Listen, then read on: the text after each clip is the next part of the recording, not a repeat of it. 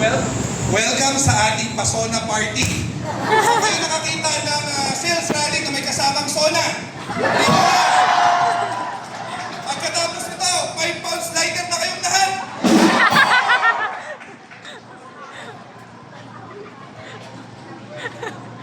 Okay.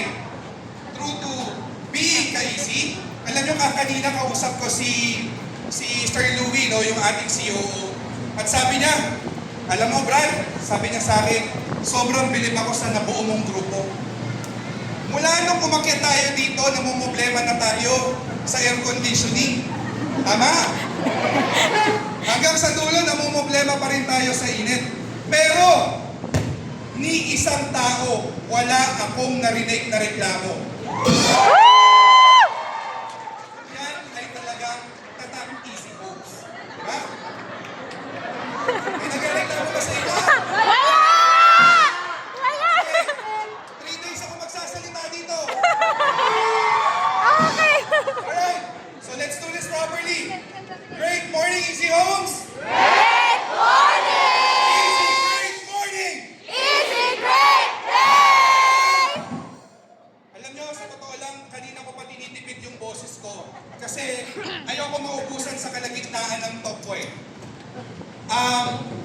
This has been a good rally so far. From the very start, yung pinakaunang speaker natin, hanggang dun kay Kathleen na speech, lahat tayo sobrang taas ng energy. Woo! Tama? Woo! Nakita nyo naman yung mga strategies and announcements na ibinigay ng ating mga speaker kanina. Excited ba kayo sa sinabi ni Joe? Ang susunod na event natin ay hindi lang pang-ahente, pero pang-pamilya. Excited ba kayo sa sinabi ni Joe na ang ating boosting budget ay dodoble?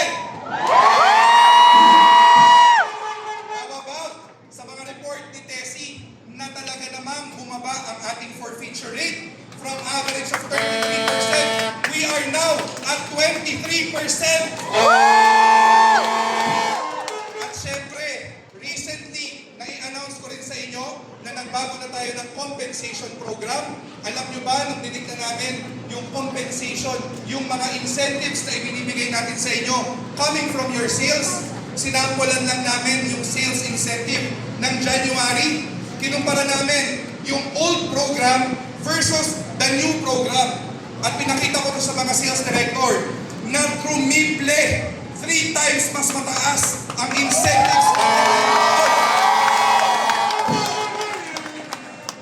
At syempre naman, nakita nyo, kung tayo dito sa Easy Homes, nag-upgrade, haba naman nakaka-excite talaga yung mga incentives na ipinakita ng ating mga SBU. Palakpakan natin sila.